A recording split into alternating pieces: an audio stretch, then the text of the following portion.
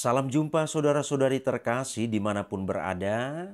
Semoga kita semua dalam keadaan baik dan sehat. Dan semoga Tuhan yang Maha Baik selalu dan senantiasa menyertai kita. Saudara-saudari, pada sesi ini saya mau bicara tentang bagaimana dekorasi altar menurut PUMR atau Pedoman Umum Misale Romawi. Saudara-saudari, sesuai dengan makna dan tujuan, altar dibangun dari bahan yang bermutu, kuat dan indah. Pedoman Umum Misale Romawi nomor 301. Dan menjadi pusat perhatian umat Allah yang merayakan Misa Kudus. Maka pada umumnya altar dihias sedemikian rupa sehingga nampak indah dan pantas untuk digunakan sebagai meja perjamuan. Apa yang dikatakan dalam Pedoman Umum Misale Romawi? Dikatakan bahwa untuk menghormati perayaan kenangan akan Tuhan serta perjamuan tubuh dan darahnya, pantaslah altar ditutup dengan sehelai kain altar berwarna putih. Bentuk dan ukurannya hendaknya cocok dengan altar tersebut. Dalam menghias altar hendaknya tidak berlebihan. Hiasan bunga hendaknya tidak berlebihan dan ditempatkan di sekitar altar, bukan di atasnya. PUMR nomor 305 sampai dengan 306. Saudara-saudari, perlu disampaikan bahwa kain altar itu harus selalu berwarna putih, tidak pernah warna yang lain-lain. Kemudian saudara-saudari, disebutkan juga bahwa di atas altar hendaknya ditempatkan barang-barang yang diperlukan untuk perayaan tersebut. Jadi barang-barang apa saja yang boleh diizinkan untuk diletakkan di atas altar, mari kita lihat. Yang pertama, salib altar. Kemudian yang kedua, evangeliarium. Artinya di sini saudara-saudari, jika di gereja itu sudah ada tempat pentaktaan evangeliarium, maka ketika prosesi masuk, lektor yang membawa evangeliarium langsung meletakkan evangeliarium itu pada tempat pentaktaan.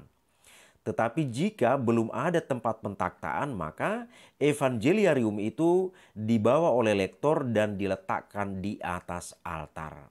Itu yang kedua. Kemudian yang ketiga, dari persiapan persembahan sampai dengan pembersihan bejana-bejana, artinya di sana piala dan perlengkapannya itu yang ada di atas altar.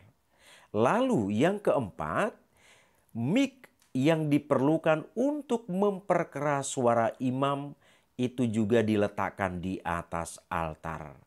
Lalu hal yang kelima, stand book, sebuah tempat atau standar untuk meletakkan buku perayaan sehingga bisa membantu imam memandu perayaan tersebut. Inilah hal-hal yang dibutuhkan atau diizinkan untuk diletakkan di atas altar. Pertanyaan kita, kalau demikian lilin itu di mana diletakkan?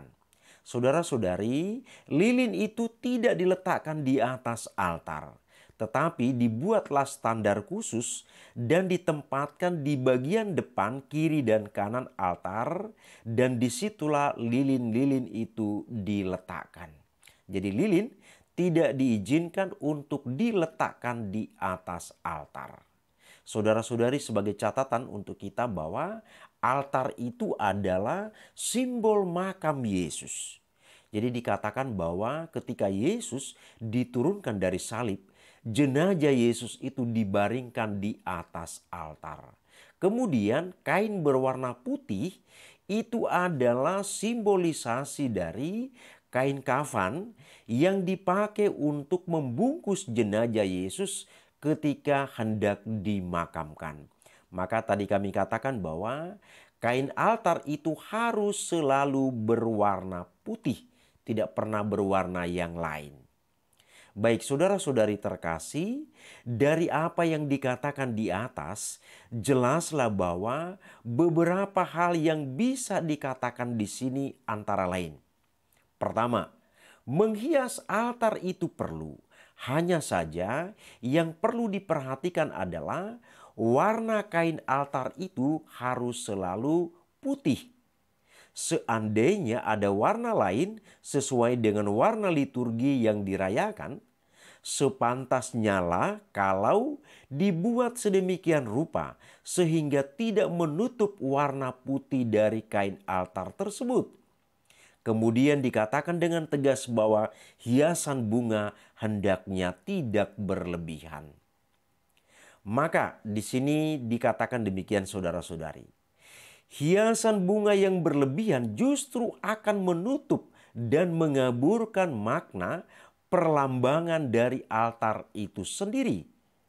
Mungkin bisa jadi akan terlihat seperti memindahkan taman bunga dari luar gereja ke dalam gereja di sekitar altar.